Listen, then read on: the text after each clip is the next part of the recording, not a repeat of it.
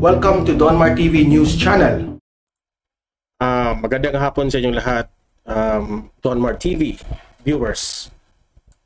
Una-una, tingnan natin itong latest survey sa Lilo Research from February 14 to February 21. Ito ay presidential survey, top 3 presidential survey sa Mindanao.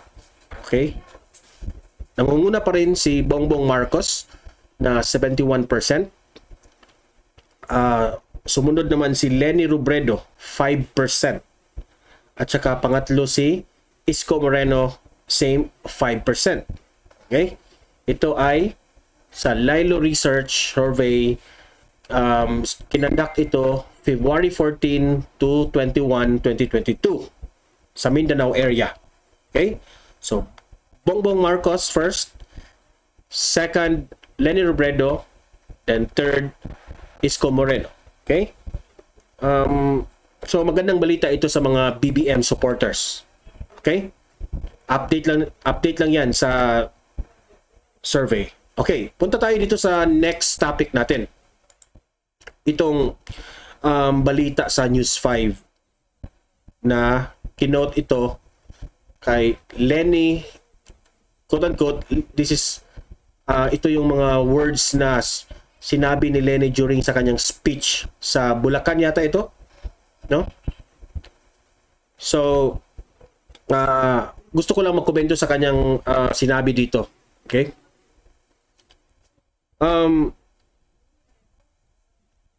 Kayo po, ito quote-unquote, Leni Robredo, kayo po na nakaalam kung anong klaseng trabaho yung binigay natin sa taong bayan. Okay. Yan. Mag-comment ako dyan. Bakit Leni? Based sa aming mga observation, puro lang naman paninira at kontra sa Administrasyon Duterte ang ginagawa mo, di ba? Well, never kang nag-support sa mga plans at mga desisyon ng administrasyon. So, bakit mo pa kaming i-ask kung anong klaseng trabaho yung binigay mo? Okay? Na alam naman namin na kontra at paninira lang ang ginawa mo sa administrasyon ni Duterte. Diba? Oh, continue. Tulungan ninyo po kami na basagin ang kasinungalingan dahil ang ayaw po nating mangyari na ang eleksyon na ito madidesisyonan base sa kasinungalingan. Okay. Diyan, meaning, kung mananalo ka, totoo yung result. Pero pag si BBM ang mananalo, kasinungalingan. Ganyan ba ang ibig mo sabihin? Ha? So, believe ka talaga sa sarili mo na mananalo ka sa eleksyon na sa 2022? Leni, wag ganyan, no? Kung mananalo si BBM, accept it. Alam mo naman kulelat ka sa survey, di ba? Huwag mong sabihin kasinungalingan ang result. Ang magiging resulta nito, mananalo siya. Or baka ibig mong sabihin, hindi dapat iboto ang mga sinungaling na leader, 'di ba? Yan man ang sinabi mo kay Boy Abunda, 'di ba? Baka yan ang ibig mo sabihin na hindi tayo papayag na ang mananalo ay sinungaling. Bakit? Para ba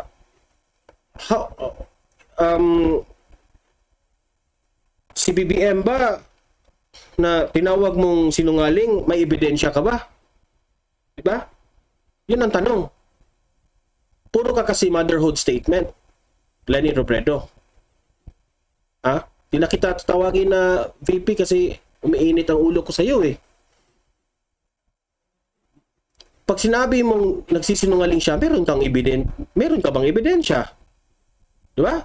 Kahit sabihin mo pa yung tatay niya ang nagsisinungaling, wala ka pa rin exact na ebidensya. Kasi parang sa mga nangyari noon, alam kong di pa kami, I was born 1982, pero yung nangyaring kaguluhan noon was 1986, yung EDSA Power Revolution. Pero talagang no concrete na mga ebidensya yun, di ba? Kasi wala pang social media noon, puro pa mainstream media. Kung saan papanig yung mga mainstream media, yun lang ang sinusubaybayan ng mga taong bayan noon, di ba? Pero karon meron ng social media di ba? 24 hours yan, di ba? So, huwag mong sabihin na si Bongbong Marcos ay sinungaling. Okay? Do not judge Bongbong Marcos na sinungaling siya. Sabihin mo yan pag meron ka ng ebidensya. Okay? So, sa mga speech mo sa rally, puro motherhood statement yung mga sinasabi mo. Na, tutulungan natin ang bayan, aahon tayo sa kahirapan, puro mga ganyan ba? General talaga. Pero wala kang naibigay na detalye o detailed explanation kung papaano susugpuin mo yung mga kahirapan. Ba? So, still, yung pagsabi mo na sinungaling si BBM, motherhood statement na rin yan. Ba't mo nasabing sinungaling si Bongbong Marcos? Anong exact words na sinabi ni Bongbong Marcos na nagsisinungaling siya? Diba? So, mali ka na naman dyan. Okay? Si BBM, sabi mo na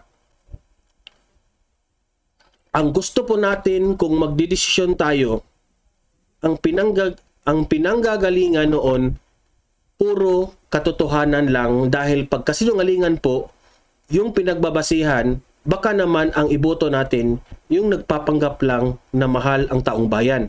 So, ibig mong sabihin ito, si Bongbong Marcos, nagpapanggap lang na mahal niya ang taong bayan. So, yan ba ang ibig mong sabihin? At ikaw ang dapat iboto namin dahil ikaw ang tunay na nagmamahal ng taong bayan. Ganun ba ang gusto mong ipalabas, Lenny? Di ganun. Okay? Para sa akin, kayong lahat siguro ay mahal nyo ang taong bayan. Before you run as president, mahal nyo ang taong bayan o ang bayan natin. Diba? So, this is another motherhood statement, Lenny. Okay? Ba't mo nasabing si BBM ay nagpapanggap lang? Hindi naman during merong yung Odette. Lahat naman kayong mga kandidato tumutulong kung you mean to say, nagpapanggap lang kayong lahat doon, baka ikaw ang nagpapanggap. Okay? Kasi kung makapag-judge mo, akala mo kasi kilala mo yung tao. Hindi ganun. No? Kung paninira lang ang pakay mo, no? Kasi since the moment na nalaman ko na ikaw ay tatakbo ng presidente at saka si Bongbong Marcos, since from the start of the campaign period, never akong nakarinig kay BBM na sinisiraan kanya. Okay? Never siyang nagsalita ng paninira sa'yo. Siguro yung mga supporters ni BBM galit sa'yo kasi ikaw puro ka paninira. Okay? Kung maka-judge ka kasi kay BBM, makala mo kilala mo siya. Diba? So, wag mong i-judge si BBM. Okay? Na sinungaling siya. Dahil, kaya nga, yung thinking ko ngayon about sa pag-run mo, sa pagtakbo mo, no? Hindi ka tumakbo para tutulong sa Pilipinas. Tumakbo ka kasi may galit ka sa mga Marcoses. Yun ang sa aking opinion lang to, ha? Ito ang aking opinion. Tumakbo ka kasi gusto mong i-prove sa mga Marcoses na ikaw ang mas maraming supporters. Galit ka sa kanila. Hatred ang pinag-iiral mo eh. So, hindi na yung tumakbo ka para may ilatag ka na plano sa Pilipinas, may plataforma ka, naaahon tayo sa kahirapan. Ganun ba? Diba? So, yun dapat. Hindi, nasa rally ka. Ano yung mga pinagsasabi mo tungkol kay BBM?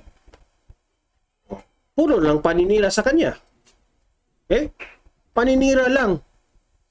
Pero si BBM, pag mag-rally yan, mag-speech yan, puro mga words of encouragement, motivations, taong bayan, na it's, parang sinabi ni BBM na, it's not too late, pwede pa tayong uunlad. Basta magtulungan lang tayo. Yun yung klaro yung mensahe nila eh. Pero yung sa akin, kasi sometimes manonood rin ako sa mga rallies nyo eh. Yung mga kandidato nyo at ikaw, yung mga speech nyo, ang mensahe nyo palagi na pagbabago sa mga kasinungalingan, parang hatred lahat yung mga parang against lahat ba? No? Against lahat na paninira, na hindi maganda sa administrasyon, di dapat iboto tong leader na ganito, ganyan. So, hindi maganda, Lenny. Hindi kita iboboto sa darating na eleksyon kasi hatred eh. Pag ikaw ang nanalo, wala. Alam kong gaganti ka sa mga Marcoses, no?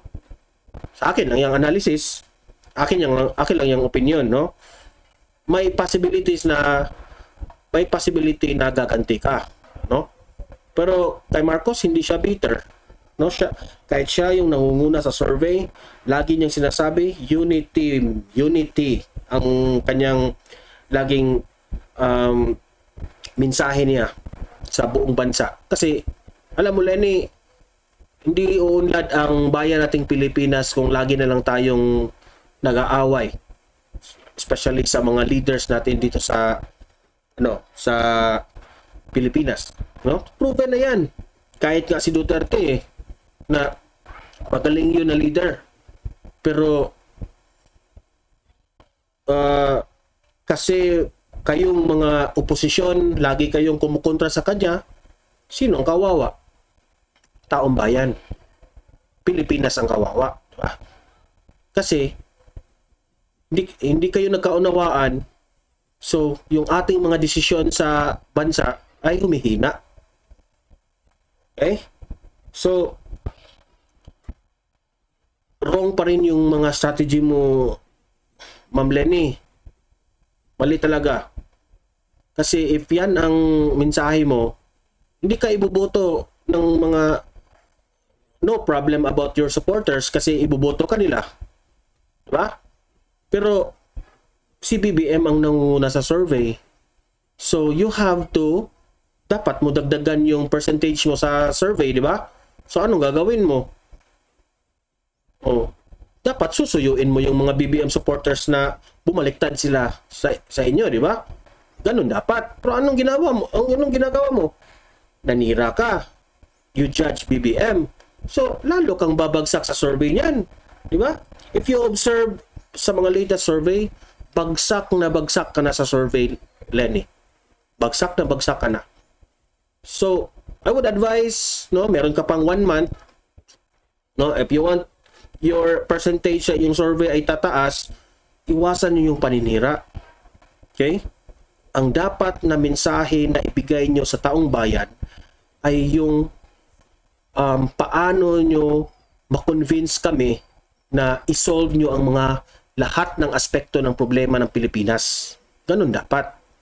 Kasi if personal attack yung mensahe mo palagi, hatred ang kalalabasan yan sa mga BBM supporters. Baka ma-discourage pa yung mga supporters mo at bumaliktad kay BBM kasi ma-realize nila na ba't ganito yung aming leader na palagi namang paninira. Di ba? So, ganun ba? Kasi meron din namang mga supporters mo na tahimik lang sila. Nag-o-observe lang sila sa mga pananalita nyo, pananalita ni BBM, at i-compare nila yan. I-compare nila yan. Ba? Because your attitude matters. And BBM's attitude also matters. So, for example, me as a voter, I will try to analyze, boboto ba ako sa leader na lagi na lang nanira sa kanyang kapwa, di ba? So, hindi ko iboboto yan. Si BBM nga, nakita nga sila ni Drilon sa isang lugar na nangangampanya siya eh. So, si Bongbong Marcos pa nga yung lumapit kay Drilon eh. Nagkikamay. Kasi walang personalan. Lahat ito ay eleksyon lamang kung sinong iboboto sa ng mga taong bayan. After all, hindi tayo manira na kapwa. Okay? Let's focus on how to solve the problems in our country, not on solving your own hatred na makaganti ka lang sa kanya. Diba? So, sino ngayon ang tunay na nagmamahal? Ikaw o si Bongbong Marcos? Kasi sinabi mo sa last statement mo na baka naman ang iboboto natin yung nagpapanggap lang na mahal ang taong bayan. Oh, di ba? So you are trying to say na si PBM or ang the rest of the candidates posible na nagpapanggap lang sila. Bakit ikaw hindi ka nagpapanggap? Ganun ba ang mensahe na gusto mong ipalabas? Diba? So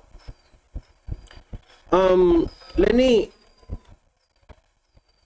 ikaw na mismo ang mag-analyze niyan.